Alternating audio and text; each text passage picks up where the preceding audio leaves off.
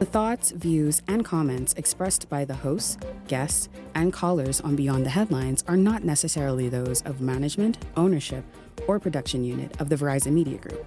Beyond the Headlines is a production of ILTV Studios and cannot be reproduced or represented in part or entirety without express written permission of the Verizon Media Group. Beyond the Headlines is the intellectual property of the Verizon Media Group. Copyright 2021.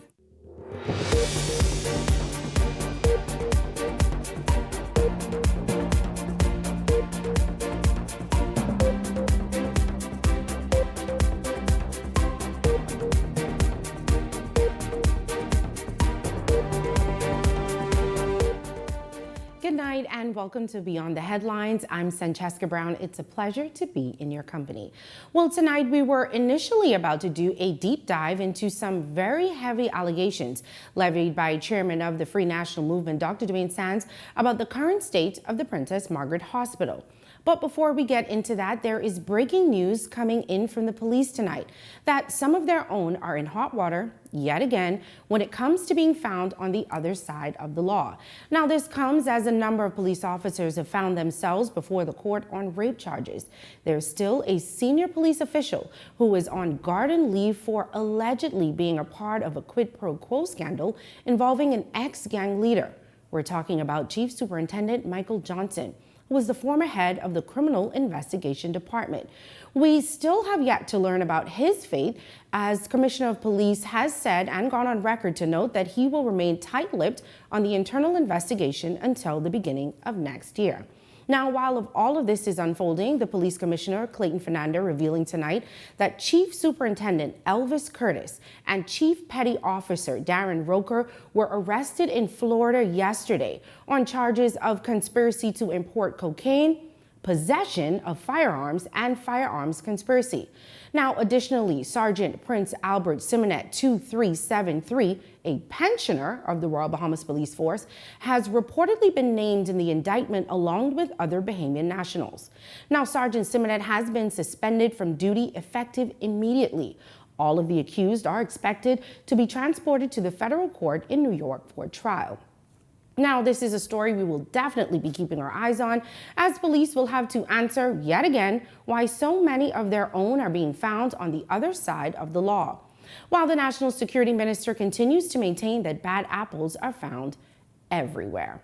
Well, Chairman of the Free National Movement, Dr. Dwayne Sands, joining me live tonight for his take on this breaking story and a number of other stories that have been making headlines for weeks, which allege that police corruption is rampant in the Royal Bahamas Police Force. Dr. Sands, welcome to Beyond the Headlines. Well, good evening. It's a pleasure to be here.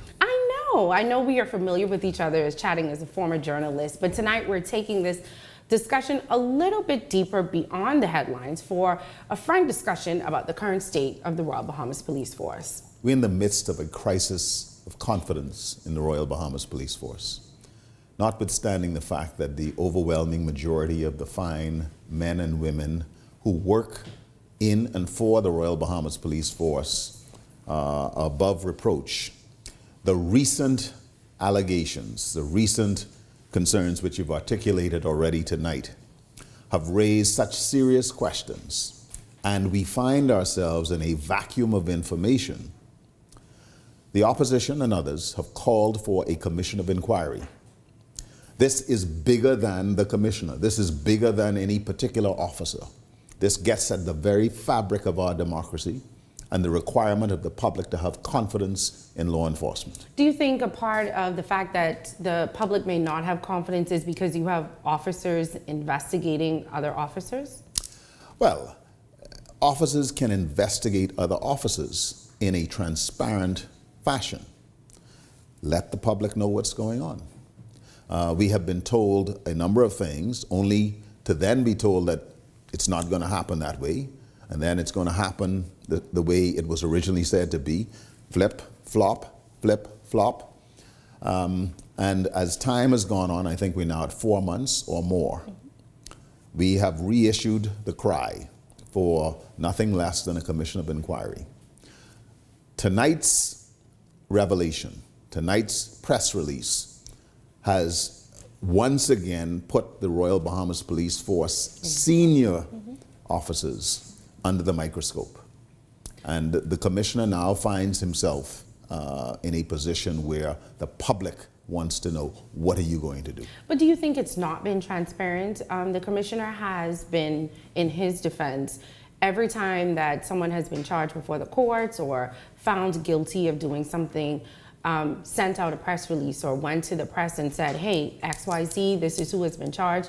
Or do you think it needs to be a step further from just saying, this is what we've done and we've dismissed these people from the police force? We have said that this matter is of such significance to our democracy that the public deserves nothing less than a formal commission of inquiry. Okay, and sorry, is there so much distractions going on in here right now? But also, what would you say to the public? Because you're asking us to believe, do you think that the reason that crime is so high is because the public has lost the confidence in the police force because of what you say, a few bad apples? I think the fact that we have a serious problem with crime in the country is well accepted.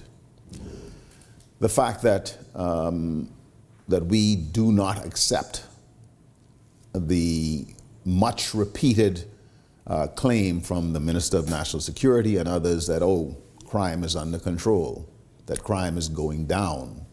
Bahamians don't feel a whole lot safer.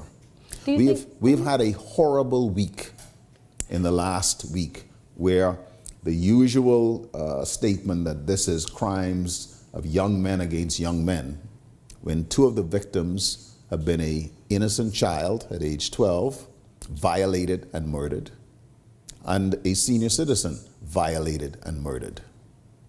And so we have recently seen where women and children, the most vulnerable, find themselves victims of crime.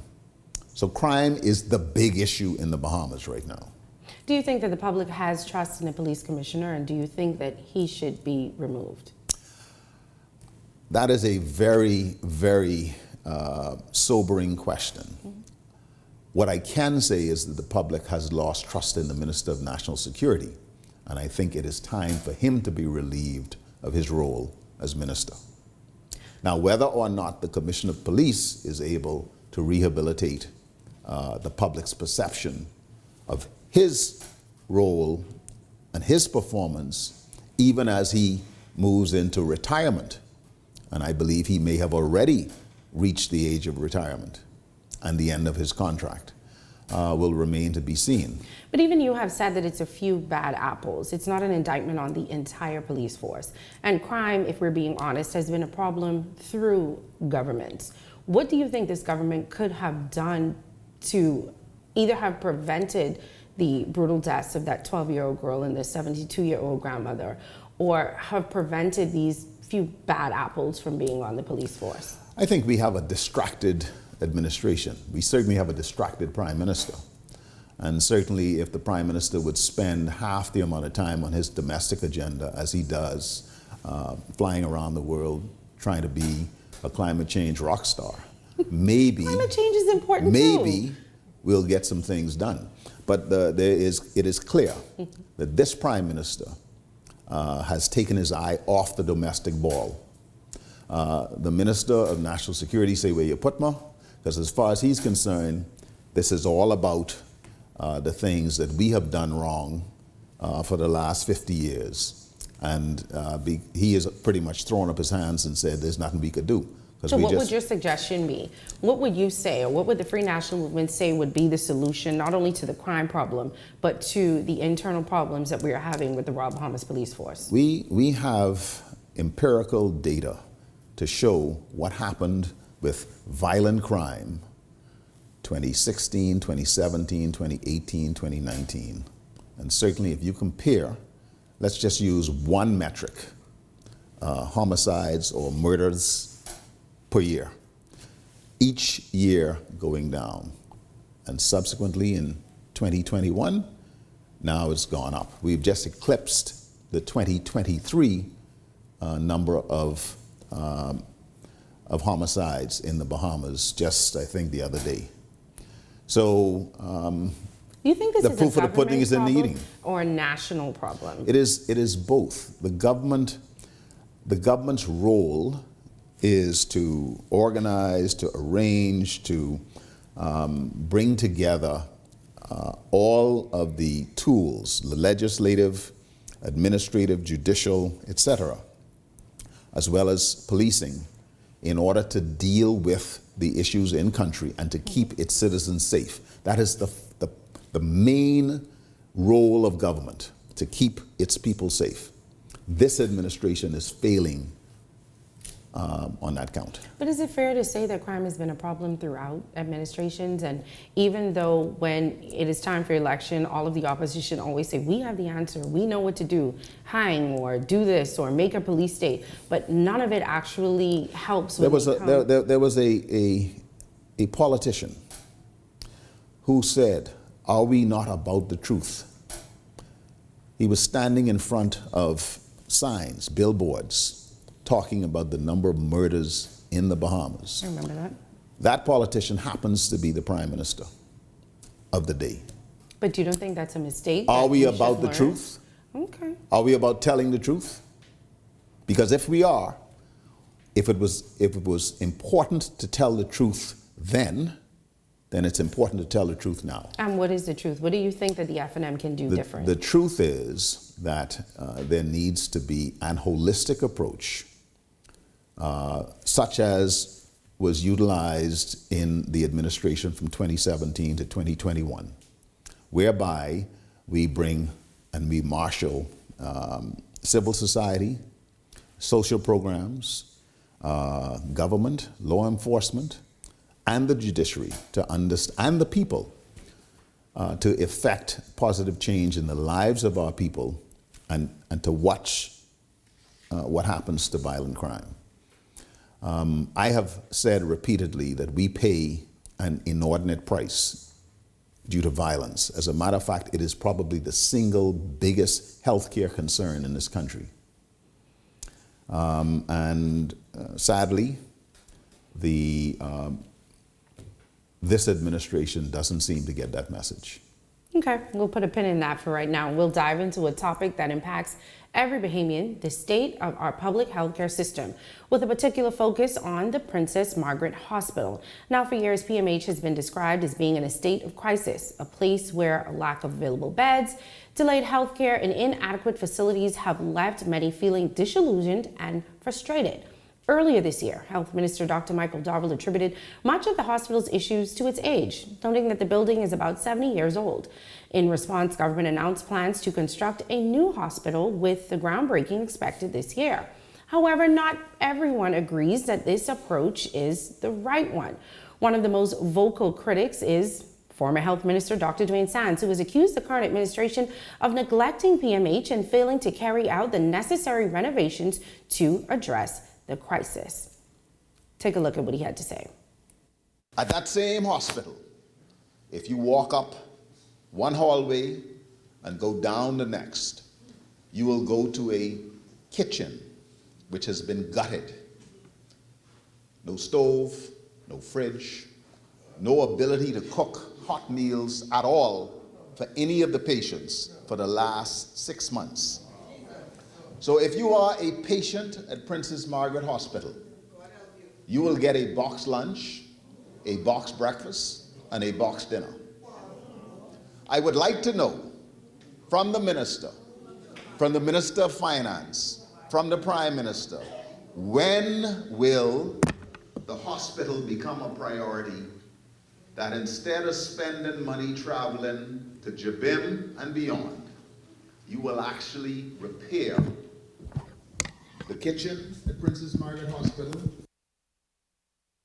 Dr. Sands, you made these comments at a press conference today. What seems to be the biggest issue that you have right now with the Princess Margaret Hospital? I think this administration has pretty much abandoned Princess Margaret Hospital in Iran, and they have instead focused their attention on this pie-in-the-sky, brand new maternal child hospital to be completed 3, 4, 5 years from now at a remote site. The biggest challenges in healthcare, violence and non-communicable diseases, both of which would have to be managed at Princess Margaret Hospital.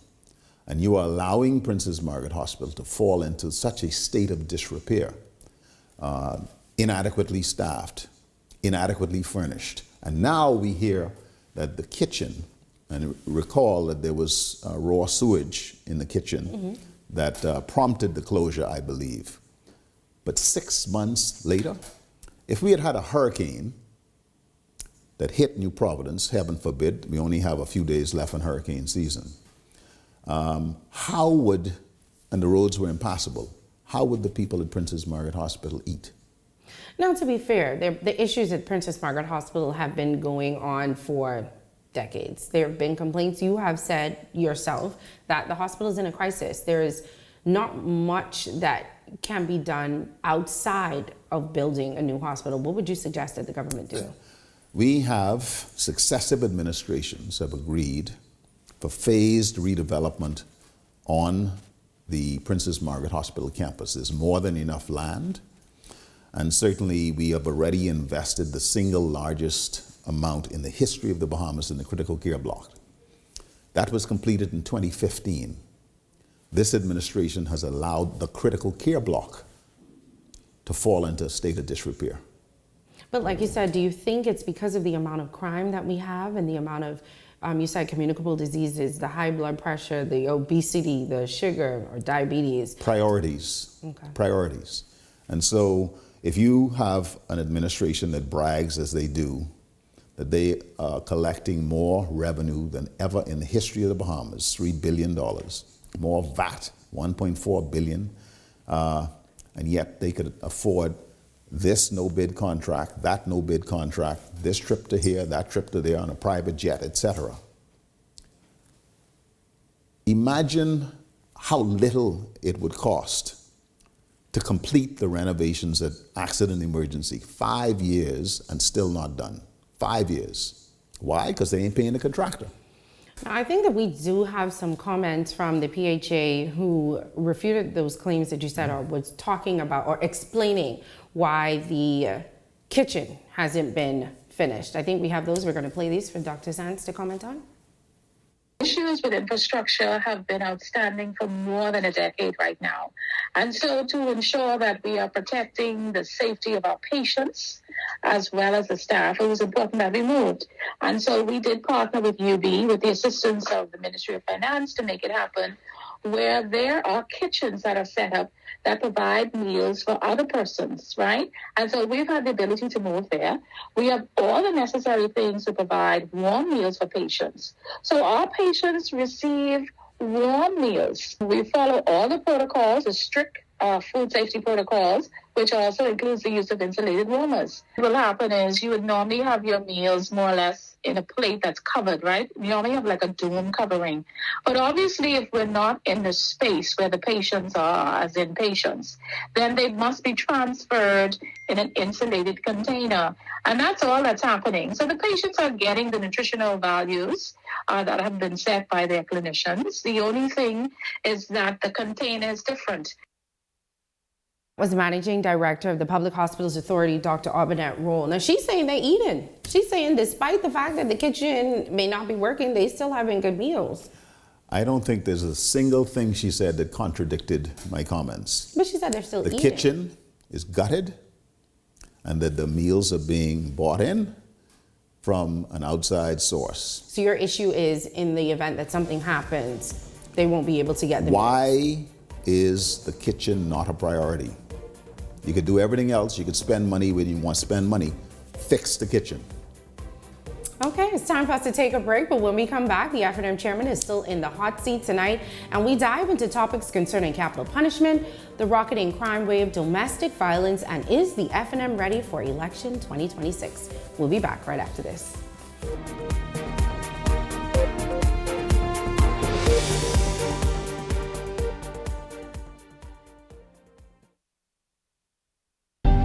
Cancer Treatment Centers of America is now City of Hope, creating one of the leading cancer care and research networks from coast to coast, providing more of what you need. More locations means more care closer to home. More specialists means more expertise. More research means more breakthroughs. More advancements means more treatment options. And more options means more hope. Call now to get more of the care you need. Girl, this your kitchen? From where?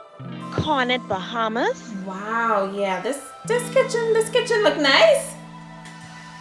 This ain't no way to live. We need an upgrade. Like now. We ain't putting no new cabinets in this old place. Don't worry, baby. We moving on up. Let's go to the new place. Finally, brand new cabinets. Thanks to going to the Bahamas. Happy wife, happy life.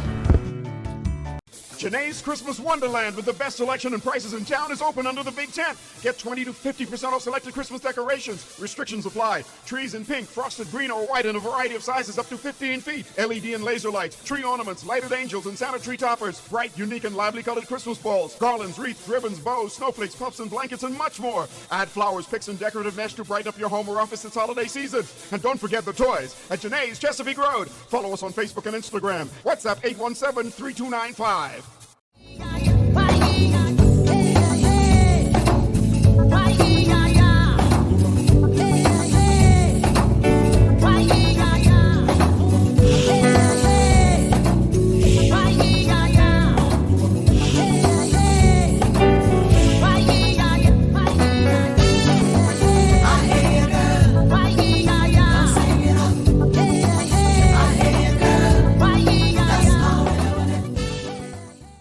Marine and Generac have the standby generator that fits your needs. Conserve power by using 1 or 2 circuits during an outage with a 7.5 kilowatt. Manage your power usage by controlling the circuits you use during a power outage with a 10 to 18 kilowatt standby. Why just power part of your house? Never lose power again and get whole home protection with a 22 kilowatt and up Generac home standby generator. When the power goes out, everything comes on and stays on. Give us a call at 393-7873. Marine and Generac, giving you power on land and sea. Power your devices wherever you go with Marine and Generac. On the construction site, on the boat, or anywhere outside. Take power with you with Generac portable generators. Our rugged GP series of portables come with manual and electric starts and can run up to 10 hours on 1 tank of gas at 50% load. So bring the blender with you on the next fishing trip. Give us a call at 393-7873 and never lose power again with Generac. Marine, giving you power on land and sea. Welcome to Paradise Games, where exceptional service meets the ultimate gaming experience. Our dedicated team is here to make every visit a win. Now this is paradise. This is more than just a place to play. Now this is paradise. It's where excitement meets world-class service. Now this is paradise. Now this is paradise. Come experience it for yourself. Now this is paradise.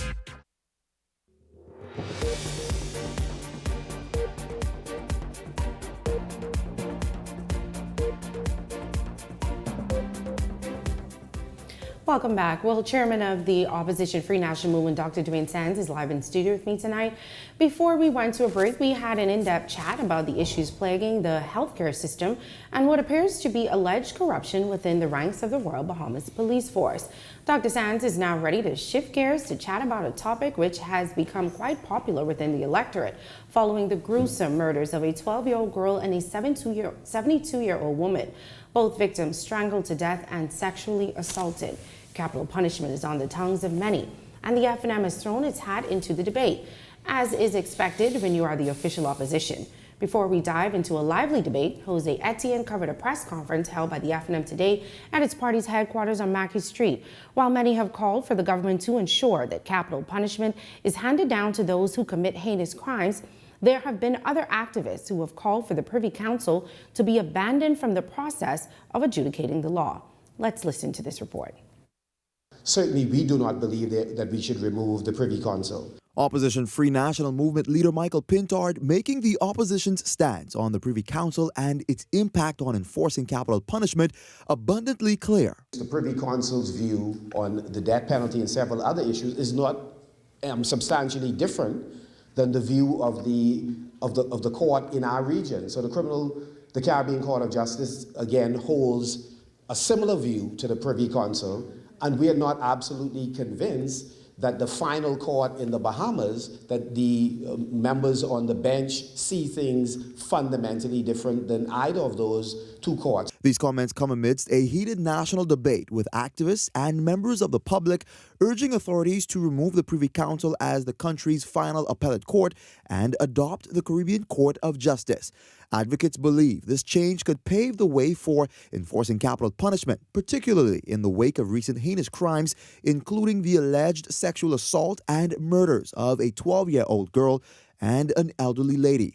On the matter, Pintard expressed support for amendments to the penal code to clear the way for harsher penalties, including capital punishment. It obviously has to be amended. The Tito case, if I recall correctly, was a heinous a murder. I mean, in fact, the circumstances of the child that was murdered, again, is worse than what you just read. And still the justices, again, rejected that as being worse of the worst. So, opposition officials also calling for sentencing guidelines to be implemented. When you get to the category of murder, set out in your sentencing guidelines what we consider to be the worst of the worst, so that judges have the discretion to sentence somebody to death within those parameters. However, despite the opposition's support for such measures, enforcing capital punishment remains a complex issue that falls under the jurisdiction of the judiciary and its processes. Pintard acknowledges the challenges in executing capital punishment. We are resolute to do the work that is required, and then the judiciary, which is an independent arm of government, they will have to go ahead and do their job, but we can do ours. The debate took a new twist when Prime Minister Philip Davis emphasized his focus on crime prevention rather than capital punishment, a stance that came shortly after Senate President Michelle Adderley publicly called for the return of hanging. Davis reiterated his administration's commitment to preventing crime, citing their 5-point crime-fighting plan.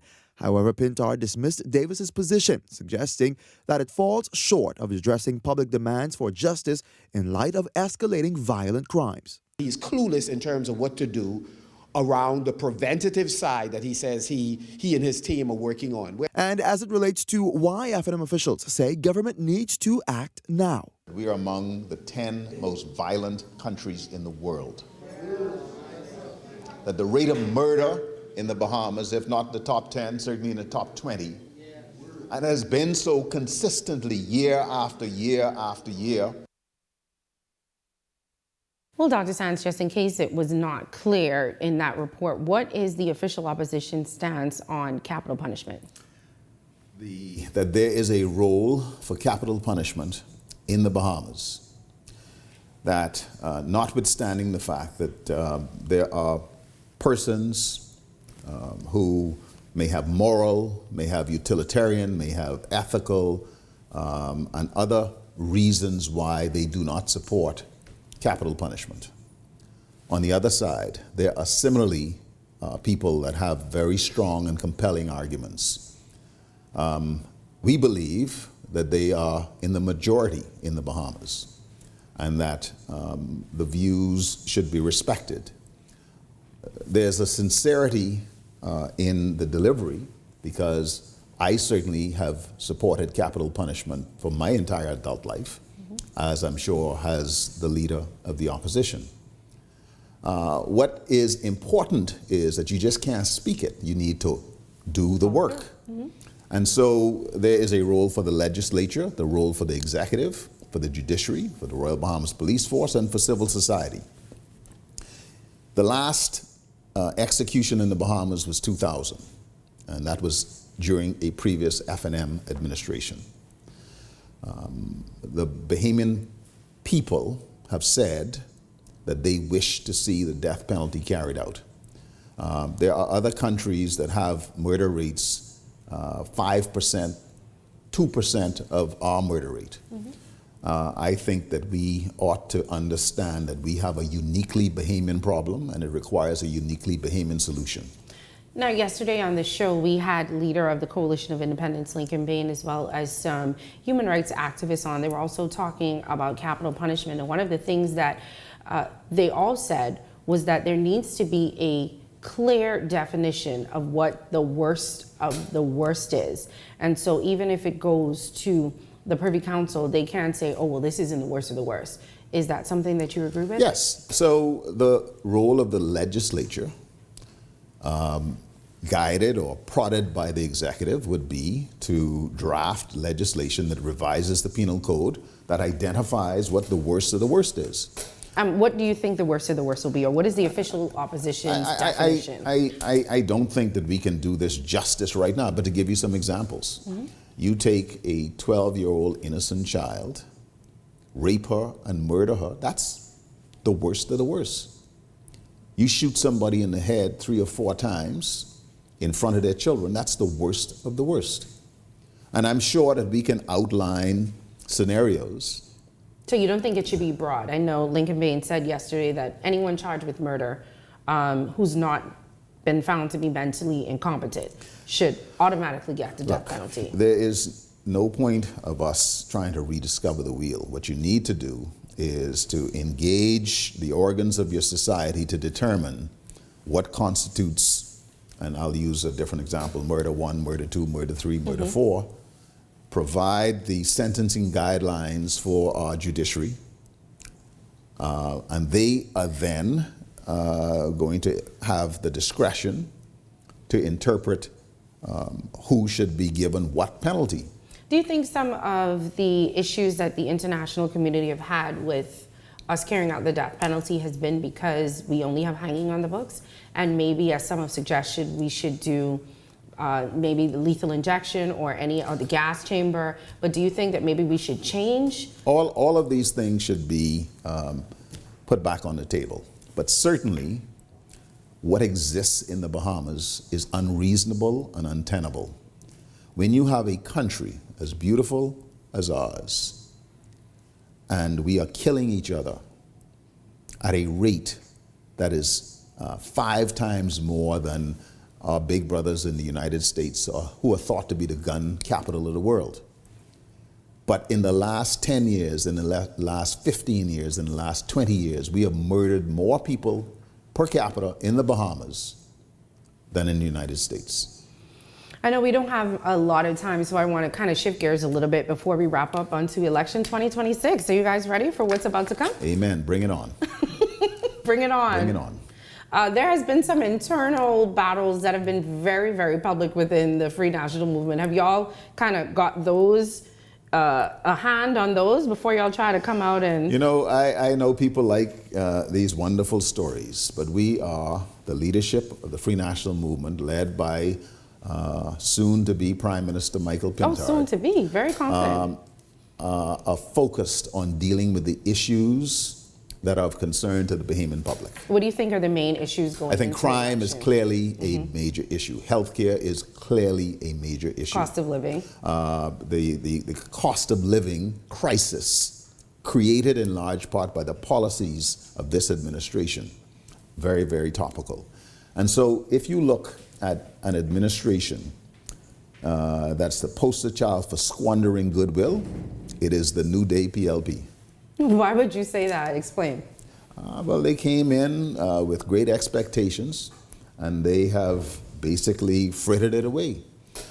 So that now you are watching an administration that is on the defense every single day.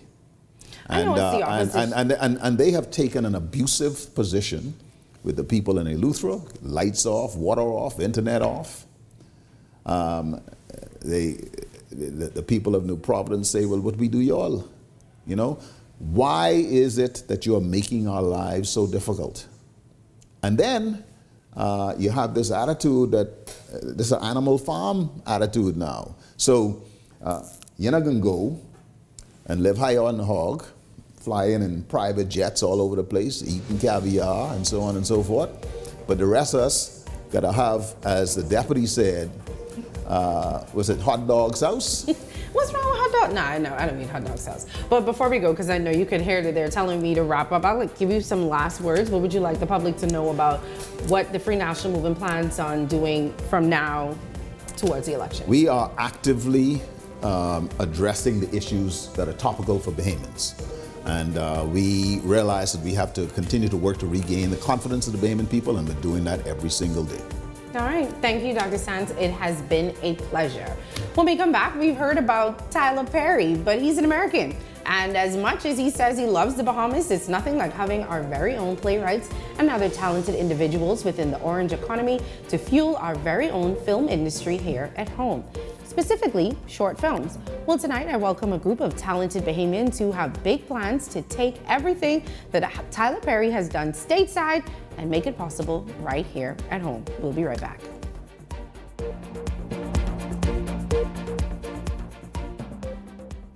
K. Michelle. What up, y'all? It's your girl K. Michelle. December the 28th, I'm going to be in the Bahamas. I'm coming to sing some songs. Yes, Bahamas, K. Michelle. We gonna light some candles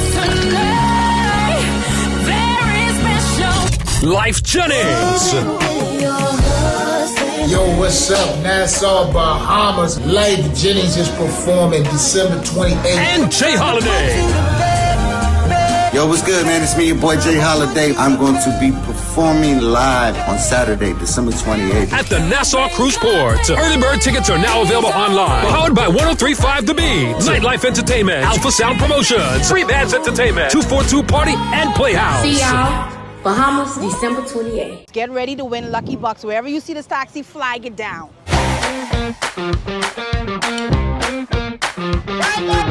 The boy hard, beating so hard, I will be hard. I'm looking for my first contestant to ride in the Lucky Taxi. Walk in the taxi, you gotta do the Lucky Walk, Thanks.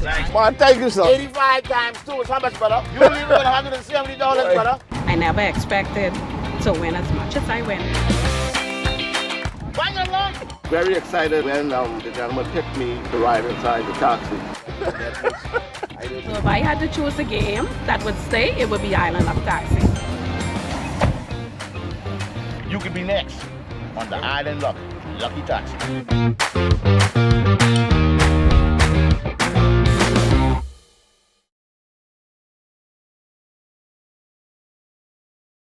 What you doing? What you doing? Where you at? Where you at? We got a code that you can crack. With Island Luck, you can win. You can win $1 million. 7 digits, 0 to 9. You could redeem your promo points online. You should be guessing and not stressing. Could be $1 million in your possession. No need to question what's happening. We just made up some games to try to get you some money that'll make it alright. So if you wanna change your life, crack the code and stop joking. Crack the code and stop joking. Crack the code and stop joking, y'all. Crack the code and stop joking. If you guess the numbers right, no more stressing. We'll be ballin' tonight, baby. We can make your dreams come true.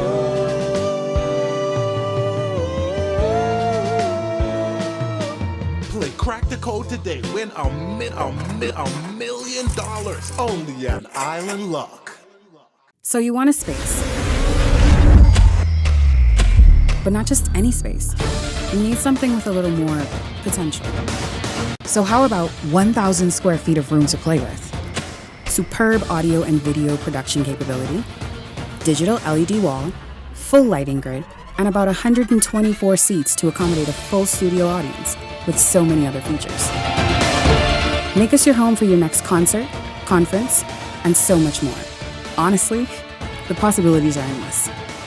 Here at ILTV Studios, we'd love to bring your next event to life. So what do you say? Do you want our space?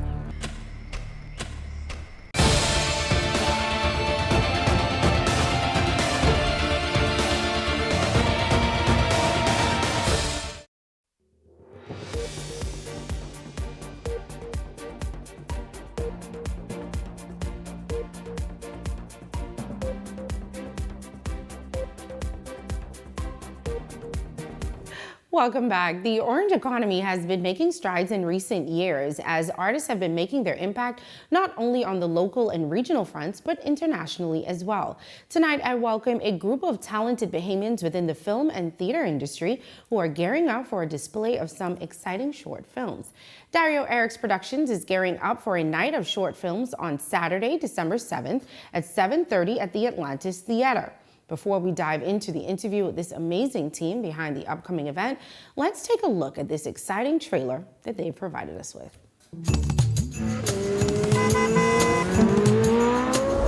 Thank you for joining us, Doctor. Thank you. May I ask the reason for your tardiness? Well, I was... Never mind. Pause. Let me guess. You were in the canteen. Should we suspend her? Her actions merit termination. What exactly was she drinking? Was it bourbon or Hennessy? I refuse to allow everything my father built within this practice to be torn down by some newbie, some junior doctor that has no control. Your father was an incredible man, and he will live forever in our hearts. You live in North Eleuthera. You mean to tell me you drove all the way down from North Eleuthera to stick your nose in my business? Because I know that's what you came here for. I also leave my house to my son, Harold Thompson Jr., with an estimated value of $1.8 million. We begin with breaking news today. Financial crime investigators have launched a full-scale probe into Thompson & Associates Enterprises. They want to take my home away. Maybe it's time for you to start your own business. Start my own business sounds good, but what money? What l'argent? Que dinero? I had to literally give up on life. I didn't want to be anymore. You just don't understand that.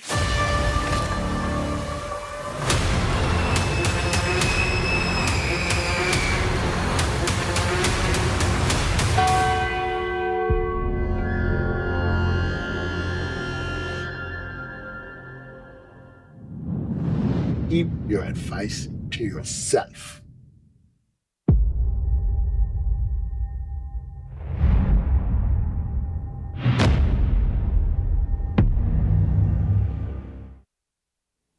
I want to welcome director Dario Poitier and cast member Orly Smith to the show tonight. I know from what we've seen so far in the clip and bouncing around on social media and in Eyewitness News tonight that there are 3 short films set to be showcased: The Inheritance, What's in Your Hands, and Deranged. Before we get into what each of those short films will be about, let's talk about the vision behind this event and what you imagine this will blossom into in the future. Good night. Welcome to the show. Thank you. Good night, and good night, Bahamas. Thanks for having us. Well, I basically put the 3 short films together. I wanted to pretty much put Bahamian talent on display, pretty much show the Bahamas and show the world that Bahamians are capable of producing high quality film as with the rest of the world. I sat down when I wrote these films because I wanted to use topics that people can relate to, not just here in the Bahamas, but people from around the world. The Deranged is something that we could relate to. I'm very curious to see what these 3 films are about. The names itself, The Deranged, The Inheritance, and what's the other one? What's in Your Hand. What's in Your Hands. Yes. Okay, so let's talk about each of those films separately without giving too much, of course. Let's talk about the idea behind them and what they're about. Okay, the film Deranged basically tells the tale of a permanent doctor. We shot most of this one in Eleuthera. She's from a small community in Eleuthera. The community assisted her in helping her to go abroad to get her medical studies completed. She came back home. As an alcoholic. Yes. His friend was really, she was taking that back inside that car. And a very important question was asked. What was that? Was it Hennessy?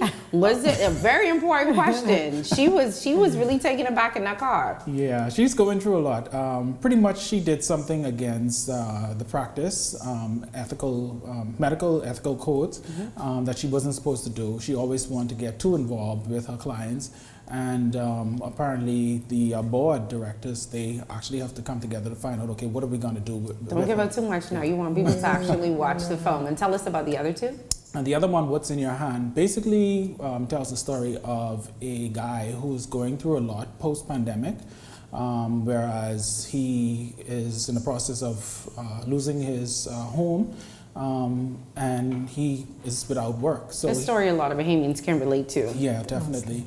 And pretty much just looking at what it is that you have in your hand, what it is that you're blessed with, what it is that you're gifted with, that you can use to turn it into cash. You can take your talent, like the Bible said, your gift will make room for you. Okay. So along those lines, that one. And the other one, the inheritance, that one, I guess you can think about the typical Bahamian story when someone dies. You know, there's always drama in the family. People are fighting over the house, property. Yeah, is it good money now, or is it a little bit short? It's definitely good money? Okay, because we're fighting over a little $10,000. It's good money. Yeah. Okay. So is it a family fight over it, or what? More or less husband and wife dispute. And, sometimes when people inherit things, they don't work for it, they become... Somehow I could change. I might as well let you know. Yeah. If I inherit some money, I could change. Yeah. I'm going to completely become a different person. Let's bring Orly into it. Good night, Orly. How are you? I'm fine, thank you. So tell us about your role. You're an actress in which one of the films? Deranged as Dr. Pam. Okay. Well, Dr. Pam has a big position to be filled. Because, like the doctor, she did something, she had some challenges. And because of her challenges, we have to make a decision whether or not we're going to keep her on, suspend her, and although it would not be my final decision, we need to see how best we can handle this. Because I'm being on the board of directors, she did something, and I feel that everyone is entitled for a second opportunity. Mm-hmm. She is well known in the community, and she's been to college, so you don't want to just say get rid of her. Right. But because I'm on the board of directors, I have a big role to play. So let's not talk too much about it, because we don't want to spoil the ending or spoil the movie for everyone. But before we move on, because we do have some other actors and actresses that we want to interview, what got you into this and what attracted you to doing this short film? Well, actually, I do a lot of entertainment at home, and also social hosting different special events. So talented. And Dario, you're a natural actress. So Dario and I attend the same church.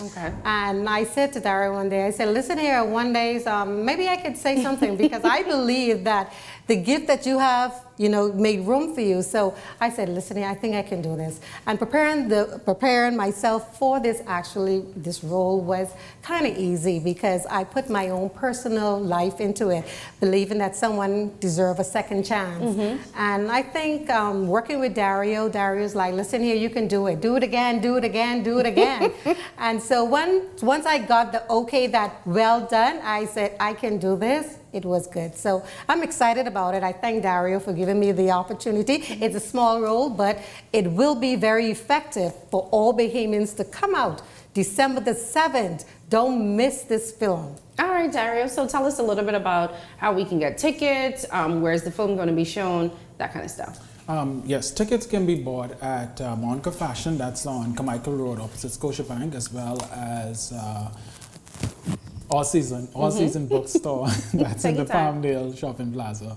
The show is scheduled for this next weekend, December 7th. It's going to be at the Atlantis Theater at 7:30 p.m. And will there be tickets available at the door, or is this a... I would not. This is the first time that I put on a production and we had one show, and so I won't advise persons to wait until at the door. They're moving pretty rapidly, so I would say try and grab them whilst they are available. Okay, and we have another actress joining us now, Malaika. See, I tried. He did write it the way, Malaika Pinot. Welcome to the show. Thank you for having me. So tell us a little bit about your role in the film. I saw you driving with the liquor. And that was me. Friend asked a very serious question. What was it? It's just some wine. Oh, just some wine. Okay, that's fine then. Nothing too major. Okay, so tell us a little bit about your role and what attracted you to being a part of the film. Well, I've been connected with Dario for a few years now, and to the point where I actually went out and I pursued this. I live in California, and I've been studying acting and in the acting field there. Congratulations to you. Thank you. But the role I have is Dr. Anne, and it was just, it was a really,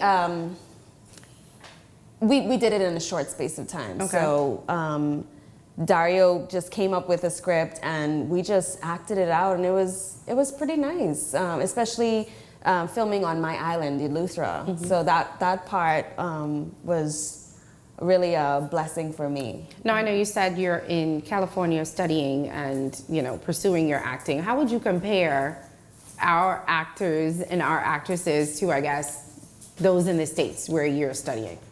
How would I compare?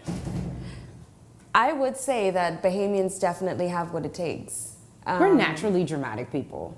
Exactly. You would think that we would be great actors and actresses. Right. And it's not necessarily about like drama. I think we are a people that feel a lot, and we're very expressive. And I think when we go to the States, we always think, the States is better, and foreign is better.